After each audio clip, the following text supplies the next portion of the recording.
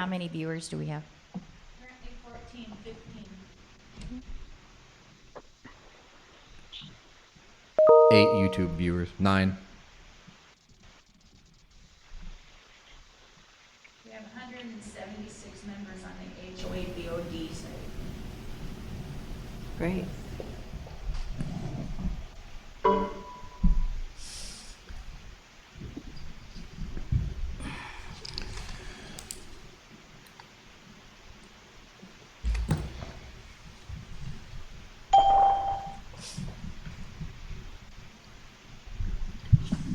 Going to address that email that sent him Yes, an email to all of us. yes, specific about Bob Francis. And as far as why we did not ask him back.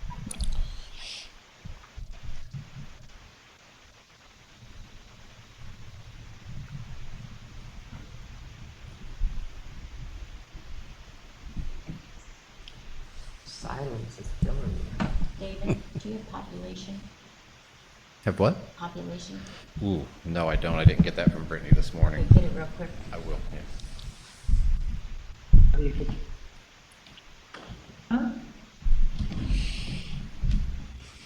might make note too, it won't be 100% accurate. It'll be close. Yep.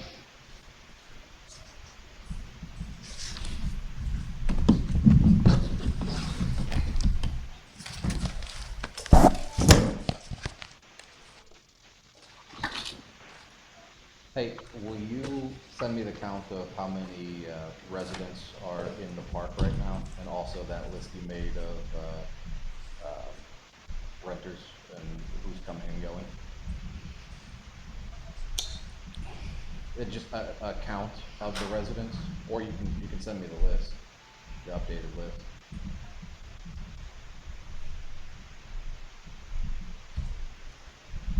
Okay, send it to me whenever you get it, okay? Thank you. Diane, can we go?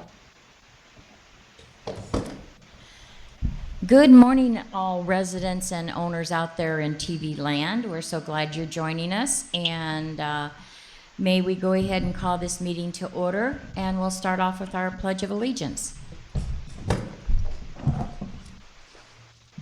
Pledge allegiance to the flag of the United States of America, to the republic for which it stands, one nation, under God, indivisible, with liberty and justice for all. Justice for all. Okay, so here is the rules of order for the board members that are on a conference call line. If we take any votes, it will be a roll call vote. Identify your name and your vote, as well as I'm asking everyone of the board that again is on conference call that when you speak slowly but loudly. We're going to try to elevate our audio quality so all of our owners can hear things clearly. I will encourage you also out in TV land that Diane Leffler is managing the Facebook Cypress Woods HOA board website, and you can send in your inquiries. If they're duplicated, we'll make sure that we don't overlap on that, and we'll try to answer everyone's questions. I would like to take a roll call, first of all. Barb Burge. Here. Joe Regenstein. Pat Zalo. Here. John Genovese. Here, Gary Washburn. Here. Dwayne Truitt. here, So we're just missing Joe Regenstein right now. Joe is here, but he appears to be muted on his end. Oh, very good. Thank you so much. He is on the call. Thank you so much. I'm going to start with some statements, first of all, okay? David, what is our current population that are still residing today here at Cypress Woods? Do you have that answer yet? Not yet. Okay, Give so it a we're minute. going to update you with that, and it's the closest number that we can come to based on those residents who are still receiving mail here at the property. We will keep you updated on population counts. So anyway, with that being said, I'm going to go on to the agenda. There's been a couple amended items as some last minute things have come up. So the first thing I want to talk about is our financials. And, oh no, let me back up. We need to get the unapproved minutes of March 19th approved. That was sent out to the board yesterday. I hope everybody reviewed those, and we need a motion to accept, please. So moved. And a second, please. Second. Barb Bird, second. Minutes approved and recorded. Thank you. Now we'll move on to the agenda. The first thing I want to just briefly talk about is we do have our February 2020 financial report. And the only thing that I can report to you right now, after I verify a couple more numbers, is actually the cash we have on hand. The cash we have on hand right now is $449,800. Also in our road reserve we have $77,000, and in our contingency reserve we have $44,000. We have 7 GL code expense centers. In the administration expense, year to date, that's through February 29th, we are under $400, under budget. On our insurance GL code, we are under $900 year to date. Under our utilities, we are under $700 year to date. Under our contracts, we are $6,900 to date, and salaries are under budget by $3,600. Repairs and maintenance are under by $7,200, and special projects are under budget by $3,300, which a grand total through February 29th, we are under our estimated expense budgets by $23,000. So we've got a nice control going on here, and hopefully being very frugal and monitoring all expenses, whether capital expenses or just operating expenses. Okay, that takes care of our financials. We have one invoice to ratify. It's from SunWest All Services. It's a plumbing invoice that completed plumbing repairs in a common area here, the sewer problem that was in a common area. It is for $4,000. I do need a motion. So moved. Second. Second. Invoice number 200293 is approved to be taken out of our operating expense. And that concludes that aspect. Okay, we're going to move on now to a realignment of our facilities committee meeting members. And Pat, if you would be so kind to read our documents. Our documents only speak to the appointment of officers and directors. So I don't really think that that's the appropriate thing. Like when Avi appointed Bonnie to the board as his appointee, Barb had won the election, and we appointed Barb as a non-voting officer. Mm-hmm. But committees are committee members are not officers of the association. There really isn't anything in our documents or 720 other than what committees' responsibilities are, and the committees are appointed, tasked, staffed, and at the pleasure of the board. Okay.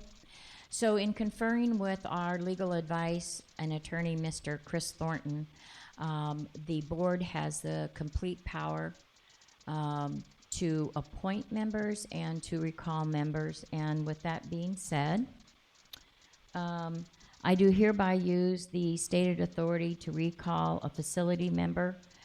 The future standing members are now Mike Baker, Tom Taylor, Steve Nicoli, Frank Malera. Oversight will be done by board member John Genovese. I recall and put this in effect immediately today. All righty. We will now go to the updated storage area policy. When Barb spoke last week on this, there was a little bit of a confusion, so we tabled it. And after reviewing it, I think Barb just has one section that she wants to read that stands on the policy. I believe, what is it, Barb? Item number 5? Yes. Okay, would you go ahead and read this? And this has the policy stands as of now. The HOA will maintain a wait list of owners wanting to lease a space as they become available. The name on the top of the list will be offered the available space. If there is a container on that space, the owner of the container is allowed to try to sell the container to the incoming lessee. If they do not wish to buy it, the owner must remove the container from the storage area when they leave, as all other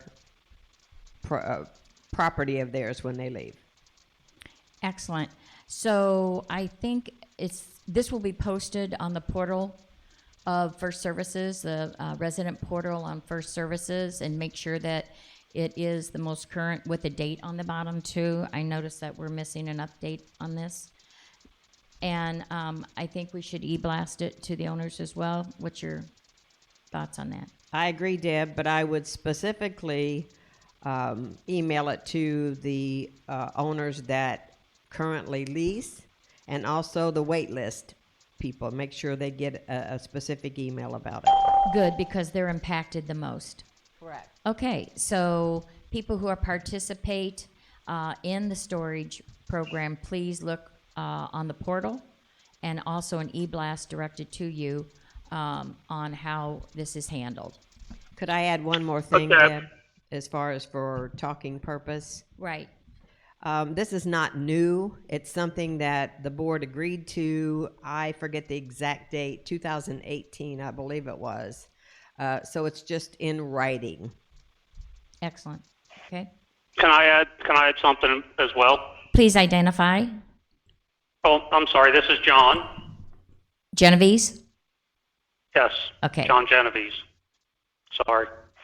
Yes, and this is consistent with a survey that went out to the community. That was the way that the community voted back in 2018 as well. Thank you for that reminder, and that is correct. Okay, David, do we have a population yet? Yep. Brittany told me 438, but that number can't be right. I'm having her go back and figure. We know that there's at least 40 of the Canadians who had to go back before they closed the border. So her number that she just gave me is not right. She's working Okay. on it. So we will advise the community as soon as we get a more accurate number of our current residents in population as we speak here at Cypress Woods. So off the agenda now and into a very controversial decision that was made. The board made a decision, I believe it was on Monday, that we felt it had reached a point in time that that we must close all pool facilities for the health and safety consideration of our residents.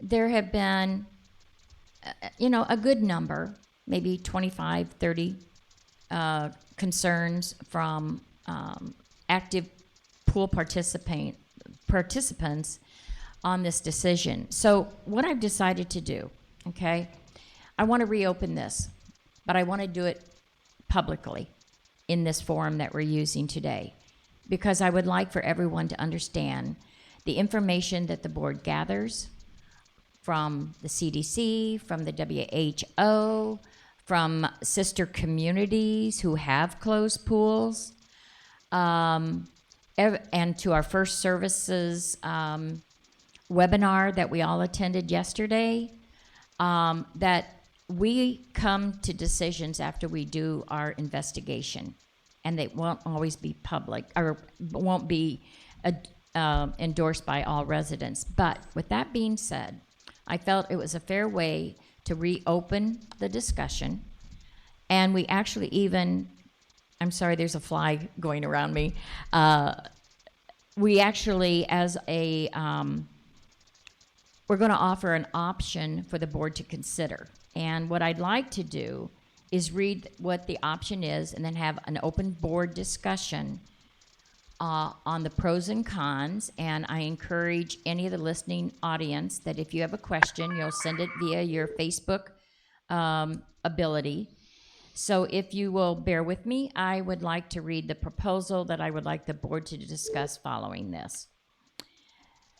In order for us to even consider keeping our pool open, number one, all pool furniture must be and will be removed. That includes loungers, chairs, dining tables, and side tables. Residents must bring their own chairs and must take the responsibility to sanitize before and after use. Number two, the pool hours will be reduced to 9 a.m. to 5 p.m. only. Prior to that and after that, it will be locked. Number three, to use the town center pool only, all residents must make advance reservations with Diane Leffler at least 24 hours in advance. Reservations are granted on a first-come, first-served basis only. No walk-ins are allowed into the pool. The maximum allowable people in the town center pool session will be 20. Here are the following 4 reservation time slots that would be granted. From 9 a.m. to 10 a.m., which will be reserved for pool aerobics by reservation only. Then there'll be a 30-minute break, and the next session is from 10:30 to 12:30. Then there'll be a 15-minute break for 12:45 to 2:45, another 15-minute break, and the final and 4th session of the day is from 3 to 5 p.m. Number 6, each person who enters the town center pool area must immediately shower in the town center pool restrooms prior to and after their reserved session.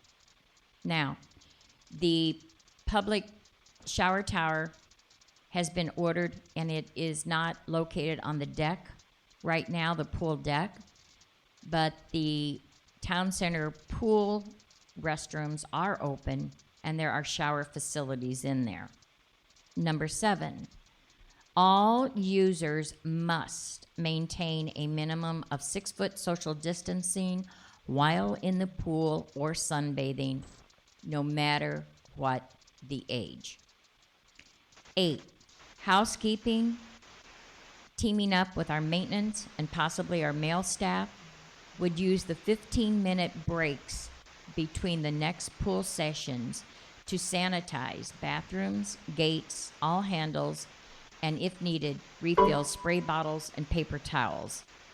David would prepare a duty list that will break out those functions of his staff, who and when would perform them.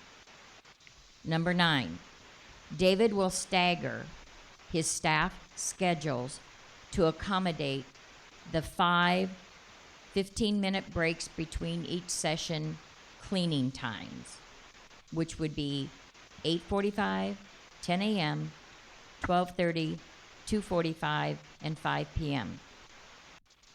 Our maintenance temporary, Tommy, has agreed to work either Saturday or Sunday to help fulfill this.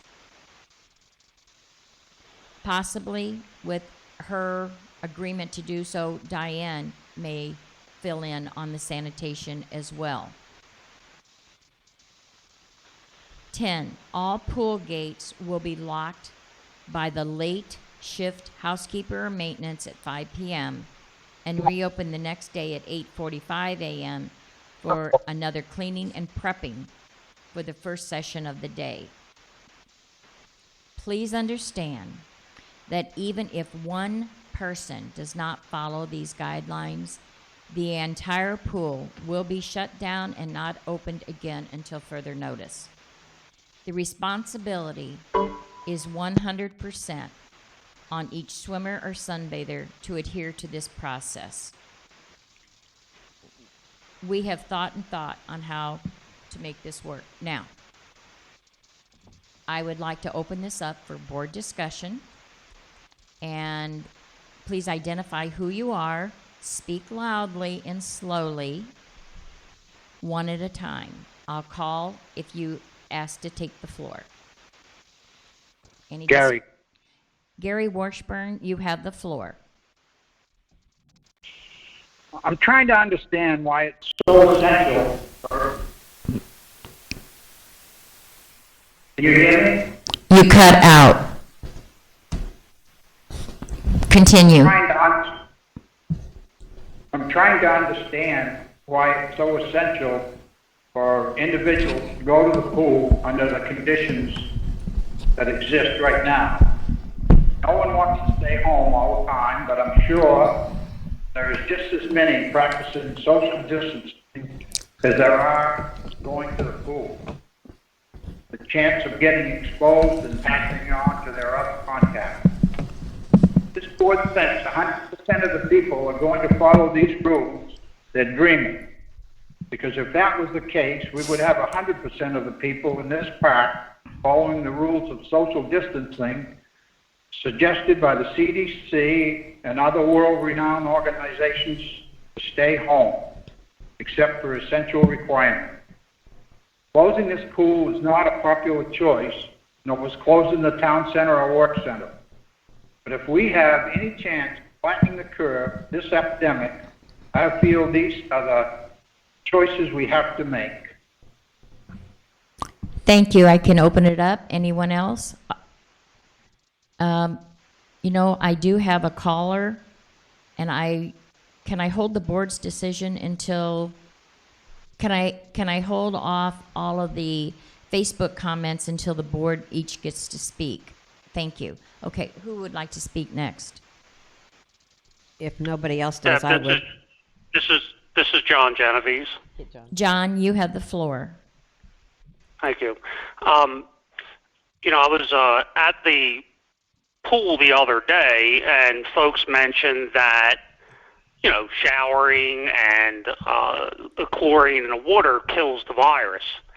And that is very true, and certainly the CDC and World Health Organization would agree with that. However, they also say that this is a respiratory virus, which means that the virus is transmitted via tiny droplets of spit and mucus that are expelled when coughing, sneezing, and such. These droplets can spread undetected person to person, which causes the infection. So, therefore, it's not that the water is the issue. The water is not the issue. Social distancing works when you're talking about a social gathering within the same area and there's not turnover. When there's turnover, if something comes out of me that infects a spot and 2 hours later you lay in that spot, because we all know that this can live a long time on surfaces, you're infected. You didn't know I was there last, 2 hours ago. As far as you're concerned, you're socially, following social distancing practices. So it's not just, the water, and it's not just social distancing. There is a lot at play. Okay. That's all I have. Thank you. Any other board member want the floor? Barb Bird, you have the floor. Along with what John said, the CDC, the way that I read it, has not determined if the virus could be spread by the pool. I don't know that I read that it kills the germ. But another consideration that we would have would be relatives, friends, whoever, visiting with owners, and did they just get off a cruise? Did they just come from an airplane ride? All of those things that we have known to be possible carriers. I just want us to think about that too. Good point. Next board member? Pat Zolo, you have the floor. Yeah, first of all, I don't like this rule. I voted for it because I really have some concerns about this whole way this virus has started. It originally started that it was only airborne, was not on any contact surfaces. And then it changed to, well, you could pick it up through contact, but it didn't last long on contacts surfaces. Then it could last a week or longer. Now, just today, it was on the news where they say you can pick it up on your shoes and carry it for at least 7 days and transmit it. And I agree with Barb said. I've been reading a lot about this as far as the pools go. They said if you got to shower first, if somebody urinates in a pool, it diminishes the chlorine, which nobody does. But the only thing that they really said is there's been no evidence that it's been transmitted in the water. But as John said, it's not necessarily the water, it's the contacts in the areas. So I know at home everybody is sheltered in place. They can't leave the house unless to go to a doctor or drugstore or a grocery store. My son-in-law has to carry identification because he got an essential job if he gets stopped by the police. If we get each county now in Florida, according to the governor, will decide whether or not you have to shelter in place here. If that happens here, we're going to be stuck on our lot. The pool will be the least thing on people's mind. So I'd rather err on the side of caution. Okay, I would like to address some of the questions that have come in from our listening audience. Diane, can you? This is Dwayne. I haven't been allowed a chance to speak yet. I'm sorry. Dwayne Truitt, you have the floor. Thank you very much. I agree with everything that's been said by our other board members so far. I'd like to add a couple other things. Number one, we did sit through the First Residential webinar yesterday that had a number of experts, some of them within the company, and we had a politician from South Florida, and we also had a doctor with apparently expertise in epidemiology from South Florida. And I apologize, I don't remember the doctor's name, but what I do remember Dr. is Aguilar. It was Dr. Aguilar. Aguilar. That's correct. The one thing that he emphasized, and he emphasized it by literally shouting, I mean, if you think of it online as in all caps, he said, "Stay home." And he said, "Let me repeat, stay home." So allowing people to gather in our public or our commonly held facilities is clearly a violation of that directive. Now, secondly, I'd like to add that no matter how much we can create a policy or a set of guidelines or rules that supposedly will deliver perfect social distancing, we all know from reading news stories, from driving around, from reading stories on the web or whatever, that huge numbers of people are ignoring the social distancing. So, in my opinion, anything that relies upon 100% compliance is a fantasy. It simply will fail. And then the last thing I'd like to add is, and I'm not an expert on viruses and epidemiology, but I do know this. The concentration of chlorine in pool water is very, very, very low. Somewhere on the order of 0.5% as a solution in water is chlorine. And it's designed primarily not to kill viruses on contact, but basically to, over time, kill bacteria. The CDC's recommendation for use of cleaning solutions is use either alcohol or chlorine in approximately a minimum 50% solution. So the difference between 50% and 0.5% is like 2 orders of magnitude. So I would certainly not depend on that very dilute concentration of chlorine protect me from somebody who just blew their nose in the pool. I'm sorry. I'm not going to put my health on the line and rely upon that. That's the end of my remarks. Dwayne, I just want to say I certainly appreciate and value your comments, but I also want this community to understand that Dwayne Truitt, as you know, is our new E-section developer.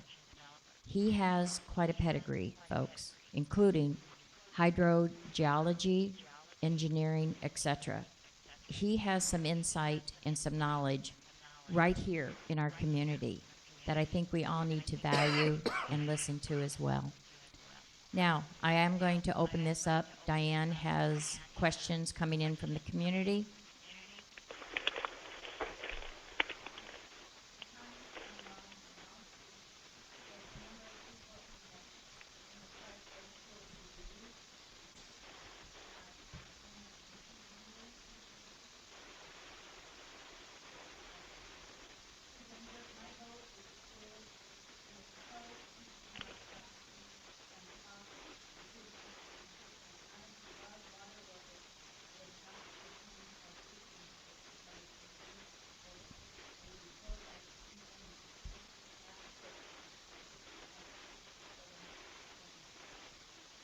Is that all at this time? So what one just came in.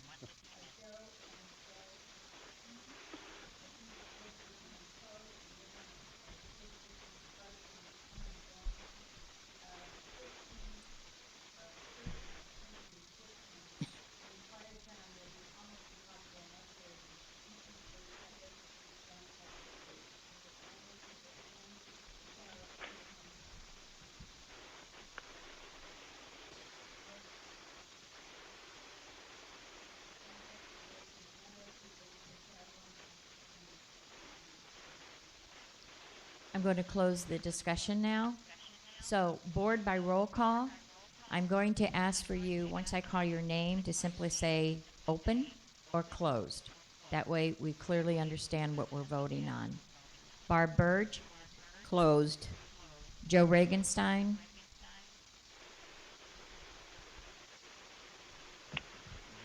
He's here, but he's not able to speak for some reason. Pat Zallo, Closed.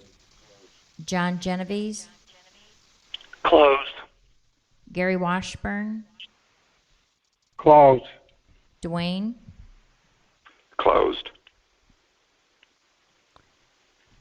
and for the record, I have to say this was a very, very responsible decision made by this board. I totally endorse it. Our risks elevate by the hour. So this is an amazing community, and we're not always going to be the most popular people, but you know what? I hope we are the most respected. So for the record, Deb Davis. Closed. Thanks, Barb. All right, let's move on to some happier things. How about, David, we're going to talk about staff now because you've had to make quite a bit of adjustments to your staff regarding the pandemic. Can you give us a report? Well, Mel's hours have been cut to 4 hours per day, 5 days a week at this point.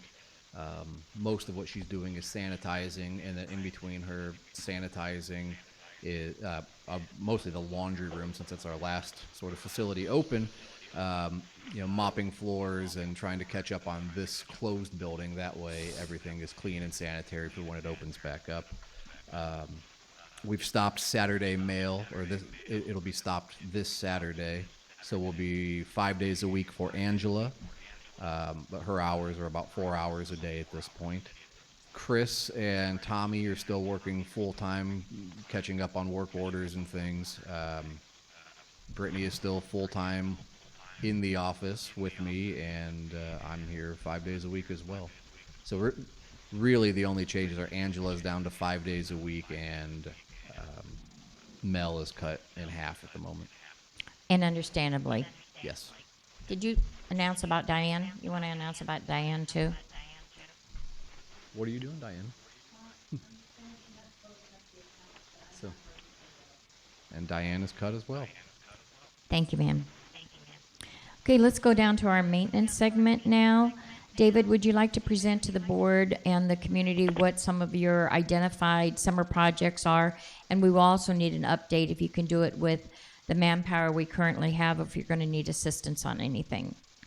Right. So the biggest project, and this seems to be a bigger project the further we dive into it, is a renovation of our irrigation system, and not necessarily the components, the major components, pumps and things like that, but the controller, the times that it runs, and to make sure that we're getting effective coverage throughout. With all of the work that homeowners have done on their lots, putting in pavers and concrete and things, I think we have a lot of irrigation heads that are probably needing capped. They're just spraying onto concrete, spraying onto their rig and things like that. And people haven't done the work because it wasn't included when they did their lot. So Chris and I, mostly Chris, he's the expert here, we're going to set the system to run. It's called wet checks. Every community would do this. Typically as part of your landscape contract every 30 days. The difference is those communities fix and control the irrigation, whereas here homeowners can, make modifications on their own. But the goal is to go around to every lot, watch it run, just make sure that it's getting adequate coverage and not wasting our water, and try to make some recommendations to the homeowners for changes that they need to make, so we're not wasting our irrigation water, and we need that water for the other areas. We're also going through all of the times that things run. We're going to try and use the full allotted time from Lee County, which is 2 days a week for each lot, between 5 p.m. and 9 a.m. Right now we don't use the full time, and it'll take really a big renovation of the controller system. Again, not parts, just configuration. That's probably going to take, looking at all the different lots and moving around the community, we could spend 80, 100 hours just on that project, let alone work order. So that's the biggest summer project. And then we found when Chris was doing some renovations on the bathroom, we had an area of drywall that we've known. What bathroom? I'm sorry, the Welcome Center, well, all of the pool restrooms, but this particular one is the Welcome Center ladies' room. It had some drywall damage out on the bottom of the shower, and when Chris cut that out to just replace the drywall, he found that it's actually leaking from the shower pan inside of the shower itself, which is all tiled in. So now we're really trying to figure out what the best way to move forward is. Do we replace drywall and try to mitigate with a leaking pan, or do we rip the entire shower out and replace the pan and do it the proper, more expensive way? And because it's plumbing, you'll be getting bids on things like that. Right. Yes. Okay. Yeah. So those are the two biggest projects that we have right now.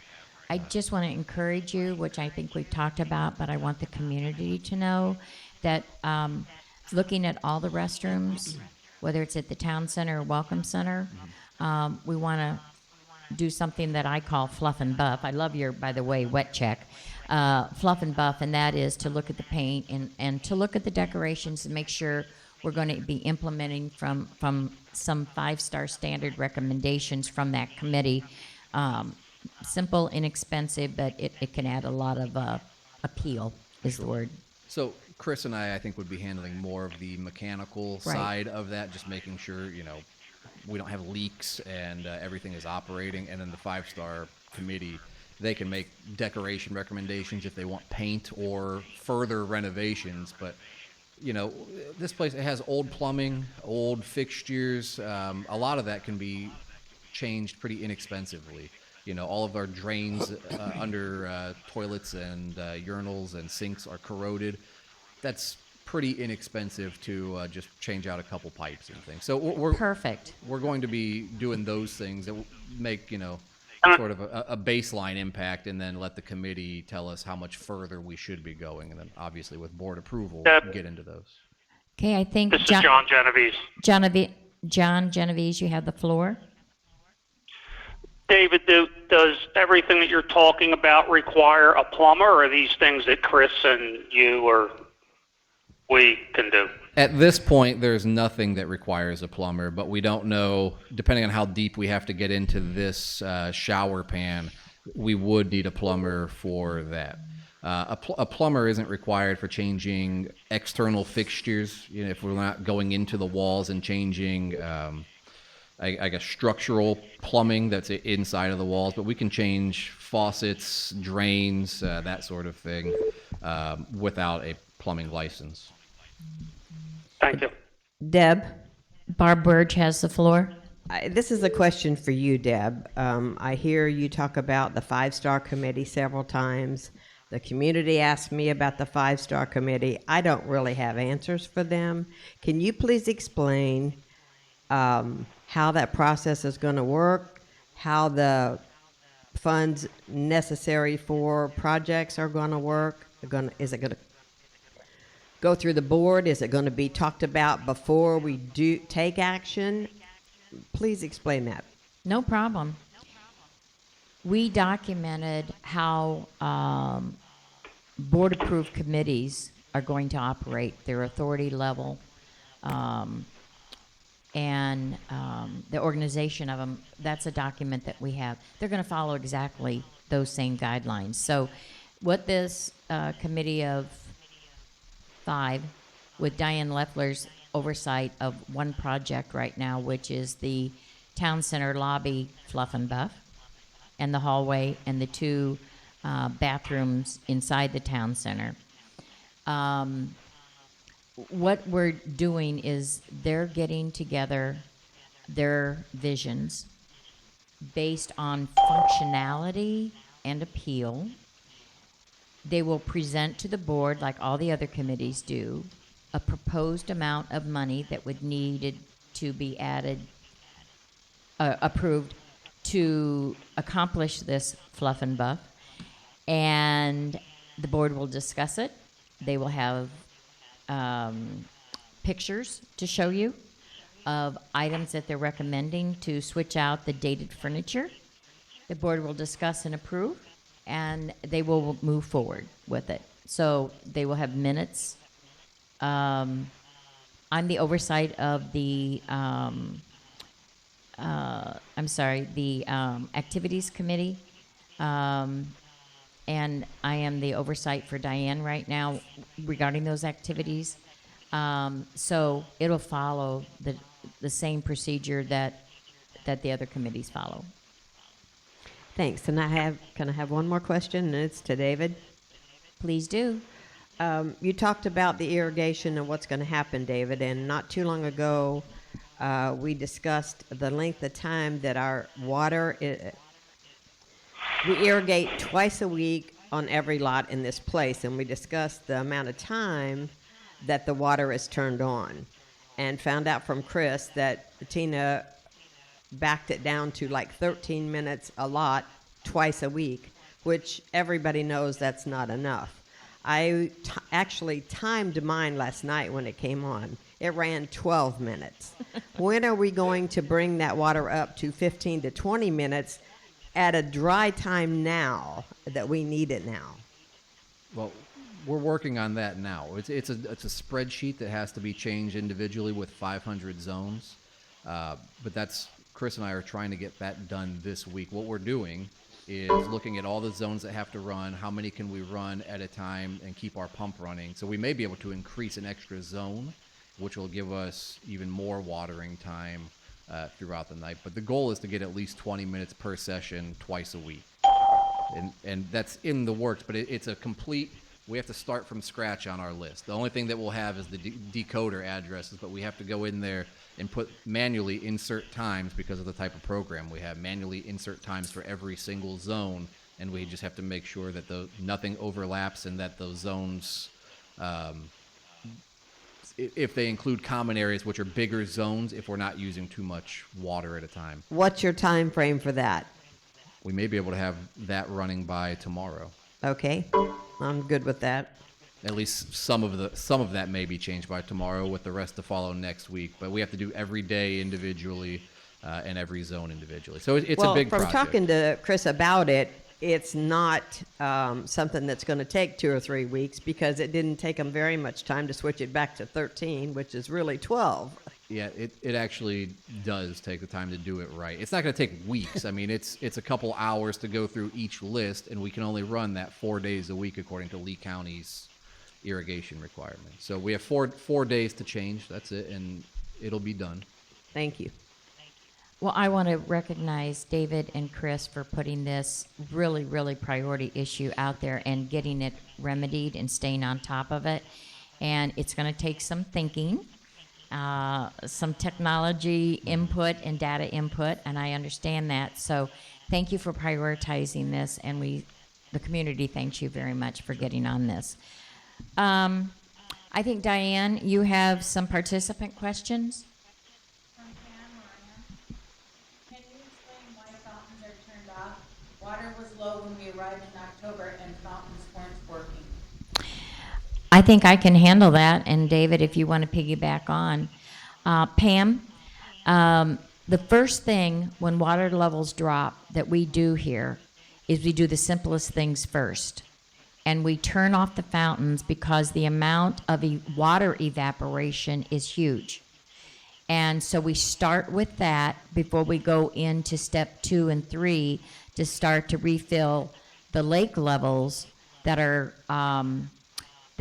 are fueled by our 2 wells. So, David, would you like to add anything to that?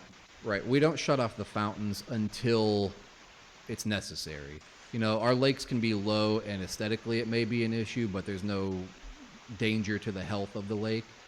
Once we get to a certain level, the lake health is in danger, and our irrigation system that sucks water from the lake can be an issue. So the wells do run. We can't use the wells to fill our lake more than we pump out of it for irrigation. So we can maintain a steady level, but if evaporation is faster than the rain that would refill it, we really have no way to increase the level of that lake using our internal systems.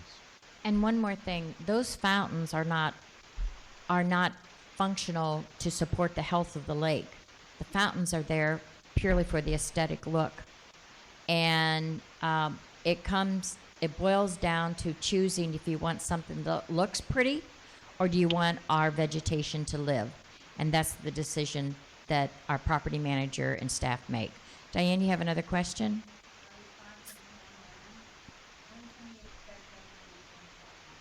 When the drought's over.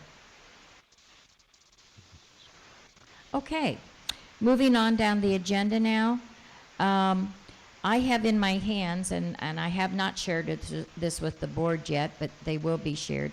David and I worked with Newell Lawn Care to analyze the common area on the bee fence. And there are many stick trees, some unhealthy trees, and it's a sound barrier problem. The reason I'm not releasing this to the board yet, if I did, it's too preliminary because we have too many questions that we need to verify and clarify with Newell. So once we get easy to understand and an accurate bid, I just want you to know that is a work in progress, and we will follow through until we feel we have a valid bid to discuss with the board. I have a question. Please, Barb. Who else are we going to get to bid this out? That is also in the works. John McCormick and Bob Lukes are talking to other landscapers and tree removals as we speak. Okay. David, do you have any update on any owners or residents out there that responded to our need for at some point in time to purchase a good, reliable golf cart? We got a couple of responses back. I went and looked at on the outside, but I'd have to get some more information from the owners. Some of them look a little bit older and priced a little bit higher than I think we're looking for. So I don't have anything great inside of the park yet, but I did get about 3 responses and have checked those ones out. David, did you get the one that I sent you? It was $21.99, had new batteries in 2020 and a rebuilt charger? Ooh, I don't know if I saw that, Pat. I'll Can you pull it up. resend that? I sent it a week ago. I just posted it on the internet today because I didn't get a response, but it was $29.99, $21.99 when they were asking for it. It was a club car, I believe. My car's a 1992, and it runs like a top, so I wouldn't worry about the age that much if it's in decent shape. Okay. If you don't have it, let me know.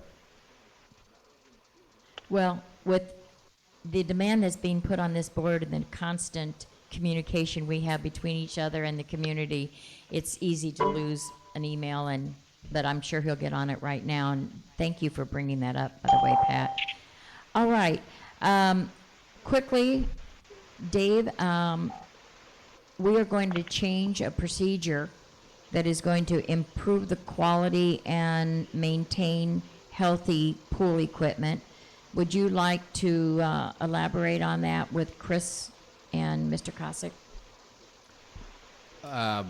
Sort of. I don't know that we really have a full procedure in place, but Mr. Kostick, who is our sort of resident longtime pool expert, has offered to teach Chris and I the proper way to check chemicals and really to do a full system check on the pool equipment.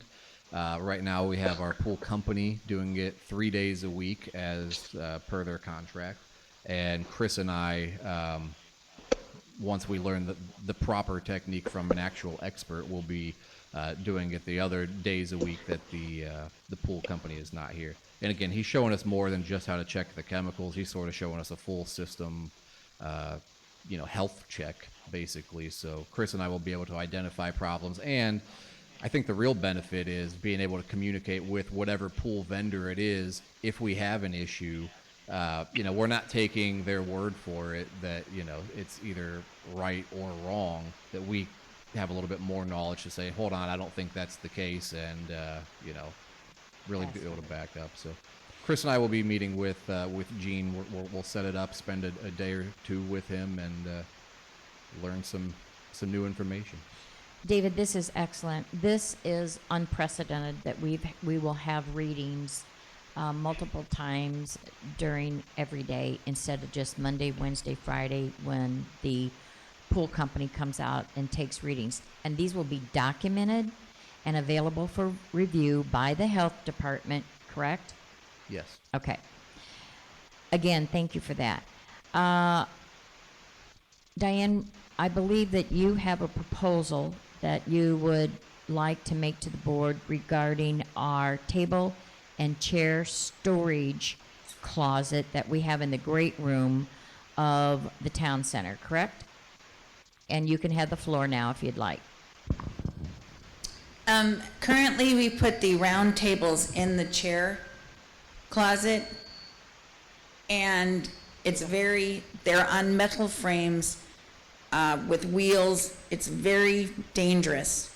The tables are large as it is, and putting them onto these racks is going to get somebody seriously hurt. And we're fortunate it hasn't happened yet. Charlie Lawrence has taken on a project, as he's now in my lead in this room. He and John McCormick would like to build wooden racks that would support these tables in and out. They'd be handmade. They're not portable, but they would be movable if we needed to put them in some other place at another time. Not a permanent. Correct. Yeah. The estimate for the wood, the construction, et cetera, is $1,400. And that is what I'm requesting for Charlie Lawrence to get approval for. $1,400 in the construction with John McCormick to build these wooden racks. Okay, board, I'm going to open it up to the board, identify who you are, and I will acknowledge that you have the floor if you'd like to discuss this project. Well, Pat Zolo has the floor. I've put those tables in there quite a few times, and it is a job, and it's easy to get somebody hurt. So if these guys are willing to do it, I think we probably ought to come up with a better solution than what we have right now. Could we at least see the plans of what? Yes, I'll ask Charlie and John to forward them to you. Okay, that would be great. And then once we all get to look at those, we'll give them a thumbs up or more questions. How's that sound? But I want to extend a thank you to Charlie and John. Again, 2 more fantastic owners stepping up, supporting this community. All righty. Last on the agenda, I'm going to call on Pat Zolo and Dwayne Truitt because there have been some very generous offers from Dwayne Truitt, our e-developer, and his partners to help collaborate some much-needed projects that this community has. And I don't know, Pat, I'm going to let you and Dwayne decide how you want to handle this. Well, Dwayne, could you jump. We had a conference call with Dwayne's irrigation engineers, and they've looked into our system. They're working on coming up with some ideas as to what we can do to improve our system so that we don't have dry periods where we can't irrigate as much as we want to. They really did a lot of research. They're also going to make a proposal to us to come up with a plan and to see if we need another well. Apparently we're permitted for 4 wells. I think we only have 2 as far as I know. Pardon? We have 3? According to the records, anyway. Okay, so we have 3 wells. I think only 2 of them are operational. But that's a big project. As far as the swale repair, I think that's on hold right now. So Yeah, but I am going to ask for Dwayne's direction on this and Okay. work with him on that. and water flow and pressure improvements. Dwayne has had his engineers look at the water flow situation. They gave the board a report.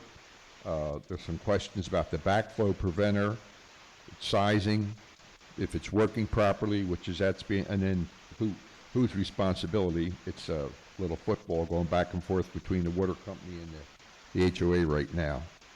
So all these things are moving forward at the same time, not as quickly as we'd like, I guess. Dwayne, I don't know if you want to add something? Well, yeah, I can just add a little bit more detail with respect to the irrigation system. Our permit that controls how much we can withdraw for irrigation is set at about 7 million gallons a month, but we've only been withdrawing about 2 million gallons a month. So we've got a whole lot of room to increase the amount of irrigation water. We don't want to use more than we need to, but certainly if we've got vegetation that is suffering, then what it means is we don't have a regulatory limit holding us back. And that's what brings up things like David was discussing earlier about extending the cycle time for each of the the circuits within the system. It may entail perhaps some opportunity that we could maybe increase perhaps the size of the pump that's supplying the irrigation system. Increasing pipe sizes is a very, very expensive and disruptive thing, so obviously we don't want to go there, but at least we do have some room, and we're not being limited by the permit. With respect to the water supply issue, it does appear that the backflow preventer is our limiting component right now. We did have some discussions, our engineers, with Lee County Utilities, which owns the water distribution system in the county. They told us that the backflow preventer is owned by the community, so if any changes are made, it's our expense.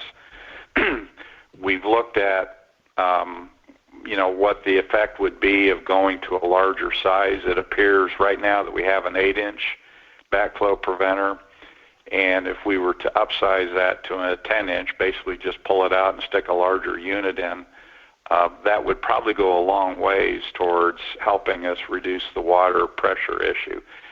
It may not necessarily be the entire solution, but it would certainly help. So they're going to figure out, what the logistics would be, what the cost would be to do that. We're doing that at our expense as a developer because we're going to need that capacity for Laguna Caribe as well. So we're just diving in and looking at it. But as far as the cost of replacing the backflow preventer, that's something that we can collaborate with the HOA to come up with a fair and equitable solution, to pay for that cost. Any other comment on that? Well, I have one. And I'm addressing the residents now. I think the majority of this community has a vision and a passion to establish 5-star standards throughout our resort and our community. The problem is we have a 3-star budget. All of these projects, which are critical to the infrastructure and operation of this community, that would include the wells, the irrigation, the swale and water retention repairs needed, the water flow and the pressure of our water improvements. These are not inexpensive projects. So please keep in mind that we still have the passion for 5-star standards, but we are operating on a 3-star budget. Do we have any more topics to cover? I don't. Okay, wow. 61 minutes. Congratulations, everybody. Well, that's a progress. With that, we just need a motion to dismiss. Motion. Second? Folks, thank you for joining us. Go out, enjoy this beautiful day.